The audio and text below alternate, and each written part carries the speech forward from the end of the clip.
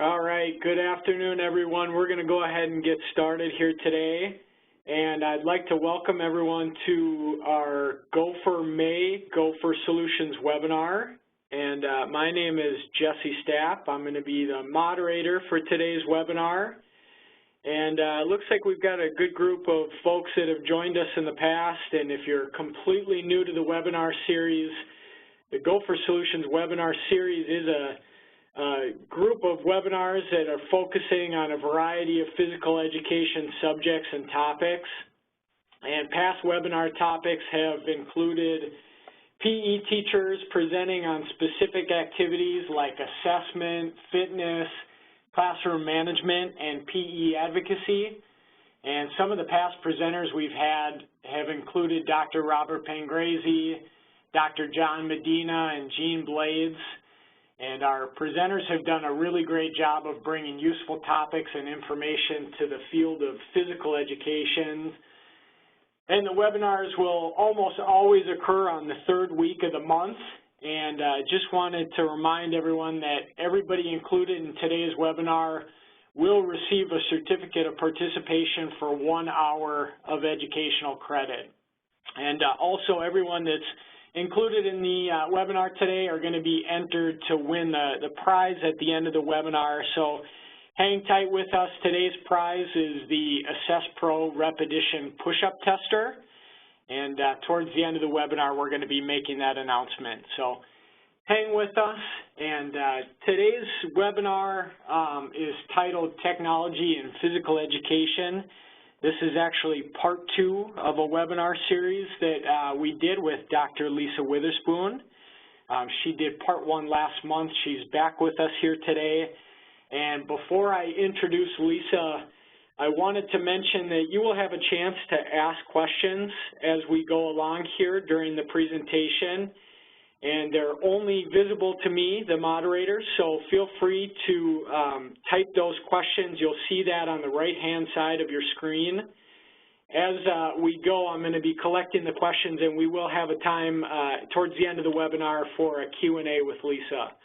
So type those questions, send them to me. I'm going to collect them, and I will definitely bring those up at the end, and Lisa will address any questions that you might have on her topics. So I've got Lisa's very humbling resume and credentials in front of me, just to give you an idea of who she is and where she's been. I've got the pleasure of introducing our presenter. Lisa is an assistant professor at the University of South Florida, and she is in the Department of Teaching and Learning. She is in the physical education program. She serves as the director of the USF Active Gaming Research Laboratories and is an international expert on the subject of technology-driven games and exercise with a grounded passion in using technology to reach children in the 21st century. In addition, she serves on national committees and advisory boards related to physical education, technology, active gaming, sports and fitness concepts.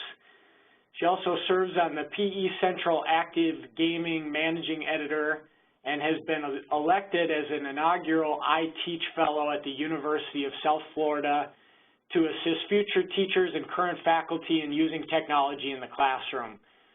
Dr. Witherspoon is in the Virginia Tech University Hall of Fame, the Catawba Valley Hall of Fame, the Newton Conover Hall of Fame, and she was inducted into the ACC Legends class of 2011 for women's basketball. She has designed and implemented various basketball camps all over the country to help young athletes acquire the foundational skills necessary to feel confident and competent to progress in movement development, and her continued passion to meet generations where they are in terms of interests and desire in order to help guide individuals in gaining and maintaining physically active lifestyles.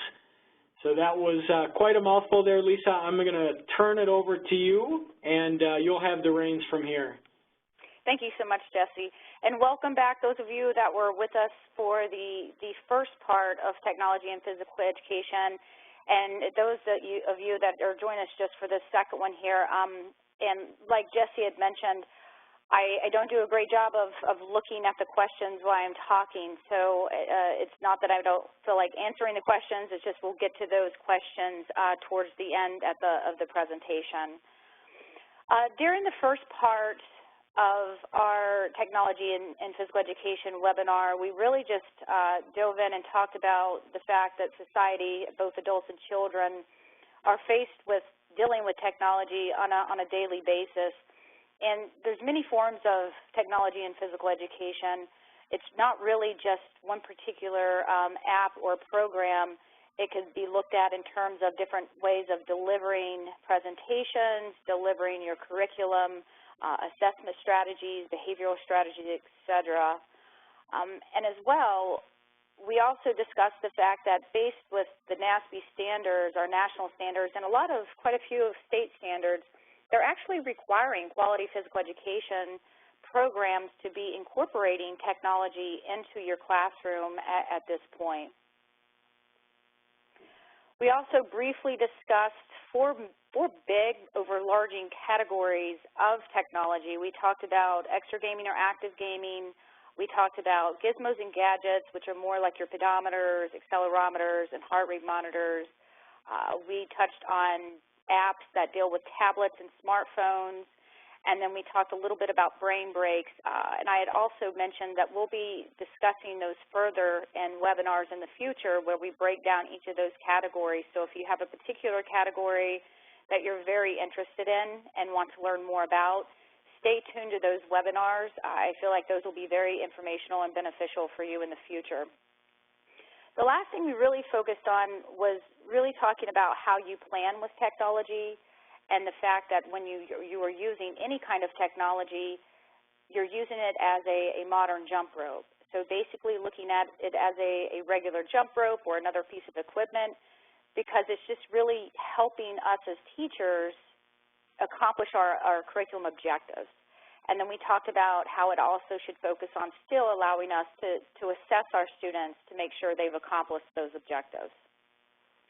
So moving on to today's presentation, I love this picture because when I first started in this 9 years ago, 10 years ago, this is what I felt like. And I have so many teachers that really have talked to me and they're like, we don't even know where to start.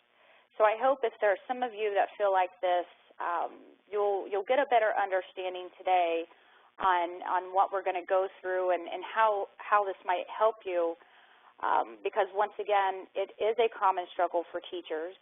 There are so many options and different ways of incorporating a variety of technologies into your classroom, regardless whether you're elementary or secondary. We're going to really focus on what to consider. And I think a major problem that I have experienced over the 10 years are teachers that just pick things because they look fun and they might seem cheap, and then they really don't help their classroom at all. They actually cause chaos. So we'll talk about those. And then, as I had mentioned earlier, our future webinars will really break down the different categories more specifically.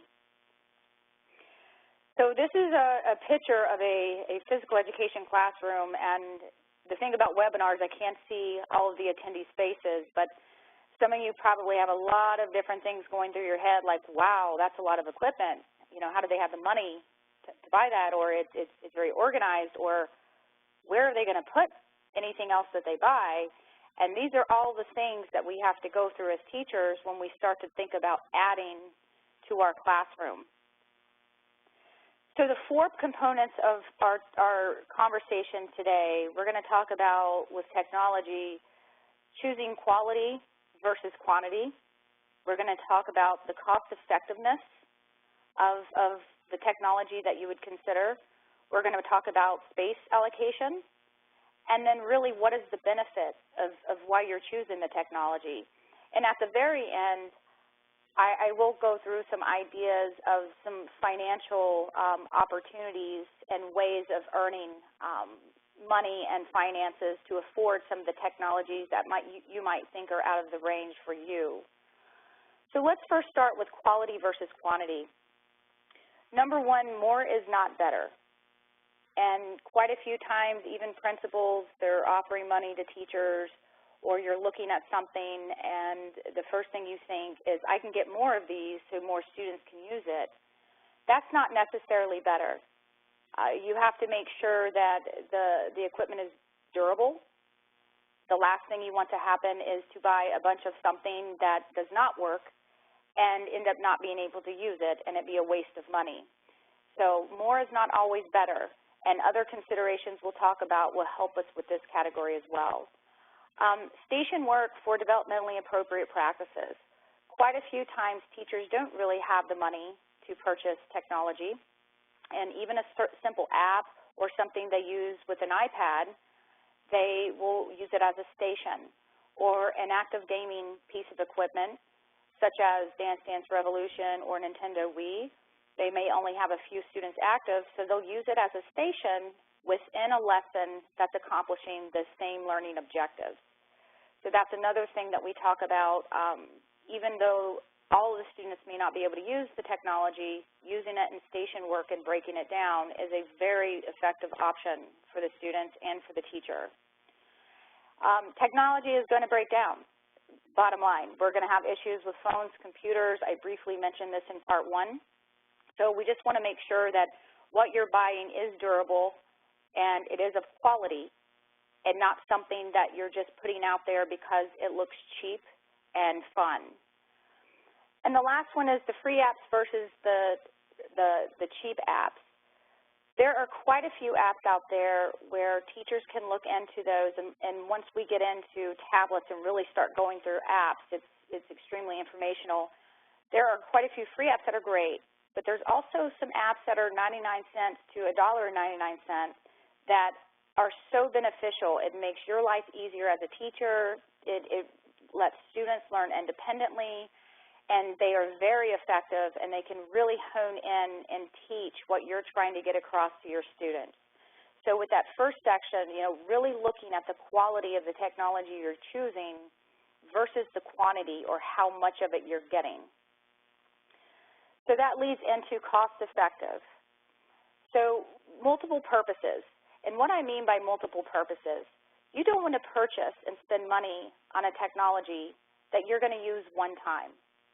And there's quite a few different technologies, whether it's the apps you purchase or the active gaming equipment you purchase, that can be used for one purpose and one purpose only.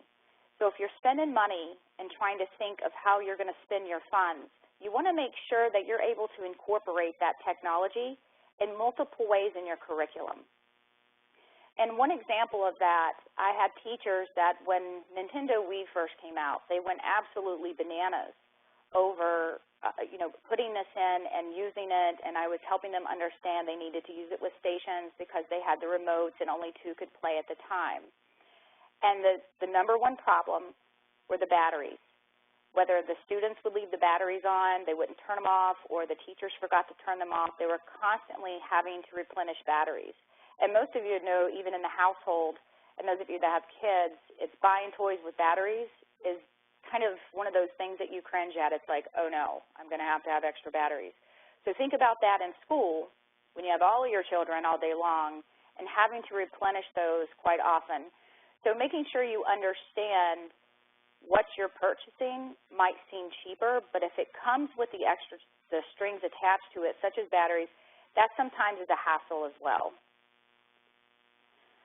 Space allocation. And a lot of this is more for the active gaming equipment. There is Hop Sports that has a huge system as well, but being able to store it, and that first picture I showed of that storage room, this becomes a problem. So some of the equipment with active gaming actually needs permanent space. It needs to be planted on a wall, or it needs to have some sort of place to put a television screen, or something to where it doesn't move around. You're going to have, if you have exercise bikes that are hooked up to televisions, they're stuck unless you're going to plan on moving them in and out of your space and then trying to figure out where to store those things. So that's one issue that we have with technology that you must consider, and even though you may know it fits great in your curriculum, you've got to solve those problems before you spend the money on purchasing that material and those technologies. A rolling cart has been something that I've used in my labs and also help teachers with. The simple rolling carts that you see in your schools probably every day. You can sit a TV monitor on those carts, and you can have your gaming system on the bottom, and you can use that to roll in and out. And if you have a simple place to put that at the end of the day, that's another option to where it can be used on multiple occasions, but it doesn't have to be left in one area. So the last question is really the most important. What is the benefit? And it goes back to, is it fun? Is it enjoyable? That's not your purpose as the teacher. That's a by factor. Your main purpose is it going to teach the student something? Is it going to help my life as a teacher? Is it going to be more effective and more efficient for me teaching? And are the students going to learn what I'm expecting them to learn? And going in on that, maximizing time, once again, using it as stations, or if that's what you can do in your curriculum, that's good, but you want to make sure you're not purchasing something and expecting an entire class to be involved if that's not the way the technology can be used to maximize participation. Independent learning. There are quite a few apps out there where teachers are able to show the app, get the kids in their stations, or when they come around to that station, the students can learn independently through watching videos or through, someone talking and showing them how to do certain things. So there's quite a few apps out there that will increase and expect student learning to be occurring. Does it reduce behavior issues? There are quite a few technologies, once again, where you can expect your students to really take advantage of the fact that they're able to use these technologies, and it will keep them busy, it will keep them on task, and they won't be waiting in line, they won't be arguing and fussing, they'll all be engaged. And so those are some, one of the main important parts, especially in elementary, that I find. If there are certain technologies that are used that just happen to be fun, the students tend to argue and fuss over those technologies. So making sure it's going to reduce behavioral issues and not increase them. And then the last thing, of course, and very importantly, the safety considerations. Choosing equipment to where when you set the equipment up or when you use it, it is going to be safe. A lot of active gaming and extra gaming equipment comes with cords and plugs, so being able to set it up and creating a safe zone where students understand how they're moving around the equipment is very, very, very important. So now we can talk a little bit about the financial constraints. I don't know many physical education teachers that walk into a school year and have the funding that they feel like they need or that they feel like they're appreciated for the job that they do. So we're all in the same boat here.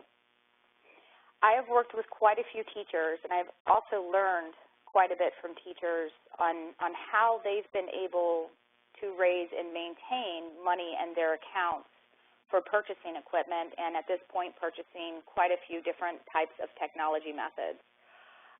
One is obvious to many, it's grants. You can go through Gopher and get opportunities for grants there. You can simply Google Physical Education Grants 2016 or whatever year it happens to be in, and it will come up with quite a few options of grants that you can obtain for your physical education program. Many teachers don't understand that in their district there is someone there that can help guide them and assist in writing grants for the program. So being able to reach out to whoever the health and wellness individual is in your district would be important if you were interested, because I know our undergraduates do not go through a grant writing process. So when they get out into the schools, they feel uncomfortable. I didn't feel comfortable when I got out of my undergraduate writing a grant. It was scary. But there are individuals that can assist you to be able to go after some of the grants that you feel would really help your program.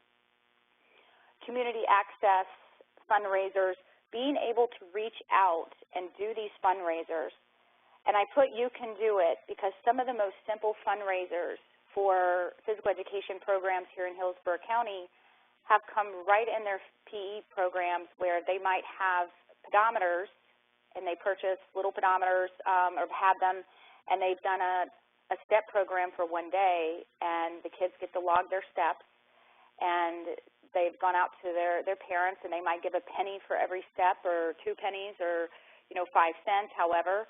And all of that money comes back to the program, and of course they give out little prizes to those that step the highest or have the highest step count. That's one where if you have pedometers, and you can purchase pedometers pretty inexpensively as well. So that's a fundraiser if you have those.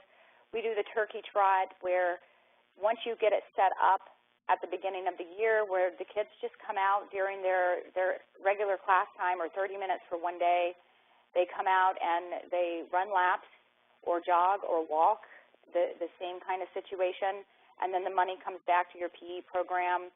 We had a very experienced teacher host a field day, and she had a icy machine, a snow cone machine, and she charged the kids 50 cents to have an icy made, and she had funded every piece of equipment for her field day over a 4-year period. So it's little things of that nature, and of course the parents volunteer, that allow you to be able to bring in funding outside of what you're provided by the school if you really, hone in and decide to put in the initial work to it. And I will definitely be able to help, or would be glad to help any of you that are interested in any of these fundraisers. There's quite a few that you can do with your school. And then the last is the PTA. And depending on your PTA and who you're with, I've had a couple of physical education teachers since they've graduated our program that did not think their voice would be heard with the PTA, and sure enough, they were able to obtain a new playground set of equipment. They're able to, get new basketballs for their middle school physical education program, and the PTA would actually put together some of these fundraisers. So being able to reach out to the PTA, if you get lucky and there's some parents on there that really want to back physical activity, then they really will do a good job in helping you find that funding in one way, shape, or form. And my favorite quote, and I actually made it up, 10-year-olds will be 10-year-olds. The way they play and learn may change. So 10-year-olds are always going to be 10, but what we've noticed is what they're interested in, what they're able to adapt to very quickly is definitely different today than it was 10 or 15 years ago. So we need to understand as teachers that that's very important for us to continue to try to figure out ways to get them excited about being in our physical education program, especially those students that don't really like physical education or feel uncomfortable moving their bodies. And after all, we're really the only program in our schools where children will say we get to play in school only in physical education. And so we've got to allow them to not get to a point where they feel like physical education is boring because it's mainly repetition of everything's traditional, but trying to find things that get them excited about it to where they still feel like they're playing and being active but being healthy at the same time. So in conclusion of what we talked about today, technology is definitely overwhelming. There are many choices to consider, but going through what we talked about, really it's about making sure you're making the right decisions when you're considering a specific type of technology. And it is baby steps. And if it is overwhelming, start with something that you read about or you know is going to help you, you know is going to work, and the more comfortable you get with understanding how students are reacting, then you can continue to add to your program. And remember, as I put here, children are as good at this as we are, and yes, when things break down or when you put an iPad in front of them and you show them an app, they know how to swipe, they know how to click, they know how to move forward, and they probably will figure out more important things about the app than we can. When things break down, they're going to first look at plugs and they're going to flip through stations. They understand it. They really do. So we have to give them the benefit of the doubt that this may not be as difficult using with our students, regardless of the age, as we may feel like it is, because we were brought up with it. So to finalize, in future webinars, I will discuss completely the breakdowns of the varieties. So I will have a webinar strictly on apps, and then I'll go further into exergaming, and then we'll talk about some gizmos and gadgets and go from there. So I really appreciate everyone listening. If you have any questions, please, now would be the time to let us know. I'll be happy to help. Thank you, Lisa. A lot of good information in there. And I did have a couple questions, and you mentioned you were going to get into this in some future webinars, but I think all of us are pretty anxious to hear what you're using, what your favorite apps and games, technologies, and maybe we can break those down into three. So if you could just give us a few apps that you really love, that you use, that could be really helpful in the classroom. Could you maybe expand on that a little bit? Oh, that's complicated. I probably use about 30.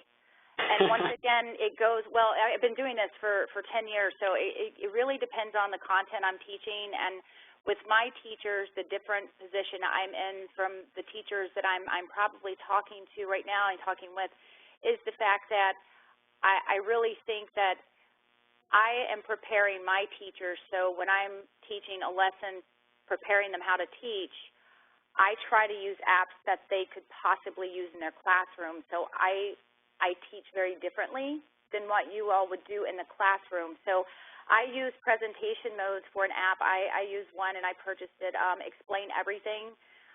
It becomes like a whiteboard on your screen where I can take my finger, I can drag, I can upload videos, I can upload pictures, I can draw on things. It's incredibly amazing. I use that for a lot of my presentations just to avoid PowerPoints. I use Prezi PowerPoints. I actually require my students to use a different presentation mode and when they're delivering presentations, so they are used to doing that when they graduate. I use Class Dojo with my students. Some of you might have heard of Class Dojo. It's a great way, especially more focused elementary, but if they're my students, when they're in class, you can put in behavioral issues or positive things, and you can just click on it, and it'll give them points. And then actually with the students' parents, you can directly send an email, and it'll show if someone was off task today, you can add comments, you can send it right to them, so you're able to keep that communication without having to go in and send a separate email or a phone conversation with the parents. So we use that one. I use Team Shake to get my kids to understand different ways of partnering up their students. I use, in my coaching course that I teach, I talk about there's quite a few different ways of setting up brackets for tournaments. There's stopwatch timers where they can just have an iPad. There's scorecards. So like I said, I could go on and on. There's so many, which is why it deserves an entire presentation on itself, but I can tell you for all of those interested, if you get into your app store on whatever device you use, whether it's a Android or an iPhone or any kind of Apple product, and you go in and you start Googling physical education apps or physical activity apps. I've also, in our health classes, we use the iMuscle app. We use all kind of apps that help children start learning how to do exercises, and it points to muscles and names them. So there's quite a few that will pop up, and that's where it's hard to talk about all of those because it's overwhelming, and I don't want to overwhelm everyone. You start in baby steps, and you pick a few and say, this might be neat to try, and once you get down how you're using it, then picking a few more becomes a lot easier to administer. Thanks, Yes, Lisa. Yeah, those sound like really great options for the classroom, and like you said, those are available for a minimal charge, or a lot of them are free too, so those are great resources. The second part of that question was either games or some of the extra gaming that you had mentioned. Any favorites there? Yes, Dance Revolution seems to be gender-loved. So every person in the classroom, for the most part, will adapt to it. So that seems to be a favorite, and you can use it not just for dance, but you can also use it for fitness. And a lot of teachers don't really like teaching the content of dance, so it allows them to work on teaching rhythm, let them be creative with steps they come up with, putting it on different modes. But you can also use it for fitness concepts. So it is something that you can buy that's not incredibly expensive and can be extremely durable, that can last for years in your classroom. I really do like the Kinect, Xbox Kinect, for also a more inexpensive way. You don't need batteries. You can display the TV, the monitor up on the screen, so all children are following, or you can use it in a station just where those students that are participating are actually getting recorded. And in some of the games like Just Dance, the class, I actually used it with my students where we would have like a brain break and go in and participate. And eventually, after you get so many points, you unlock a new message or a new prize. So it would depend on, which class at that time could unlock that prize, and the kids absolutely love it. And another great thing about Kinect is sustainability, which we know children get very sick of doing the same thing over and over and over again. So you're able to switch out the game. So you can practice, some of my students, I've had them in elementary learn the rules of tennis or the rules of certain sports based on playing it. So they've got the cognitive aspect there, but then they're also able to go through the motions and work on the skills that we're working on in different stations. So you're able to use it for quite a few different applications. So that's why I really like that one as well. Thank you, Lisa. And I think this brings up a really good point. We had a question that was submitted while you're talking about apps. Do you think it's a good idea? Do you recommend using the students, and assuming they are allowed in school, do you allow the students to use their smartphones in class if you're trying to incorporate some of the technology? So this is the question across the world here. Some schools within a district may say, yes, you can have your students bring their phones to the classroom, and then you can assume that maybe some of the parents may not allow them to. But those students, I know my middle school student right now, he's not supposed to use his phone in school, but I know he takes it because he'll text me. And I'm like, turn off your phone. Like, what are you doing? So I know they have them. So if they're allowed to use them by permission by the principal, then yes. You would just have to make sure you're not having them participate in something where they're holding it and running around and the phone getting cracked. That's the thing of trying to just make sure what they're doing with it, what you're administering, is safe and not something that's going to cause any issues with the parents. Great point.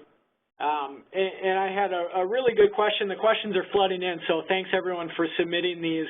We'll try to get to a few more. The big thing that's coming up, I think a lot of teachers, this is a common theme, is classes getting pretty large. Do you use any applications or any technologies that help you facilitate a large class size? Is that something that you've had experience with, Lisa? I really have not, and it is such a common question.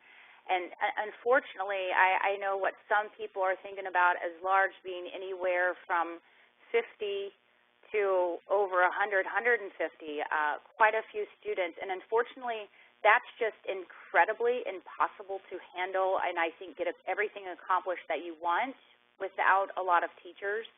And we're stuck with that, and I realize that. That's where there would have to be multiple stations set up with different technologies. It does get complicated, but I do not know of an answer right now that could get everyone together unless they participated more at the elementary level on something like brain breaks, where you're able to put up on a large screen an activity and they follow along and everyone has their own personal space. That is something we've used with our larger classes in the gym. Polar has a great thing that attracts attention, but once again, you would need heart rate monitors for it, where all the kids have heart rate monitors and you have a small space set out in the gyms where they rotate, and you have a very small space to do different types of fitness component activities, and they're able to look up on the board and see their heart rates and see where they're at their fitness level. So it's really just a complicated question, and I wish there was something to solve that, but unfortunately a lack of space, a lack of physical education teachers, and a lot of kids is a tough one. Definitely, and I think that's something that has come across as a common thread here, so I appreciate you addressing that one.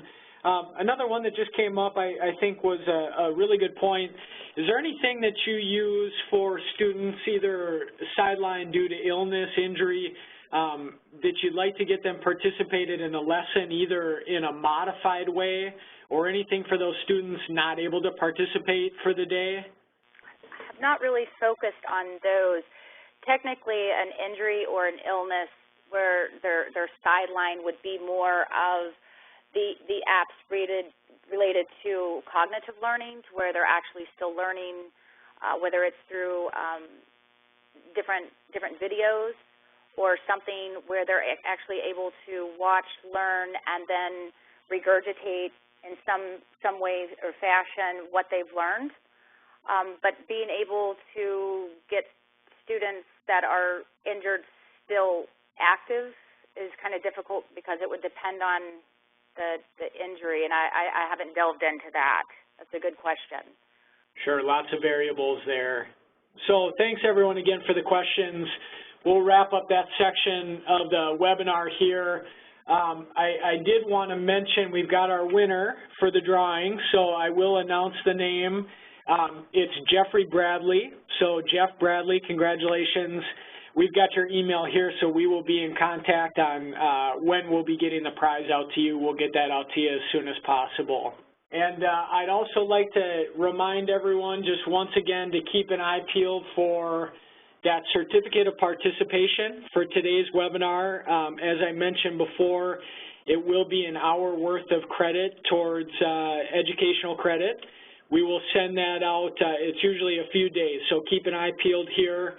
And then we just hope that you'd keep an eye peeled for the future webinar invites and you're able to join us for future topics. So appreciate everybody joining us today, and thank you so much, Lisa. Great information. Everybody have a great afternoon. Thank you. Thank you.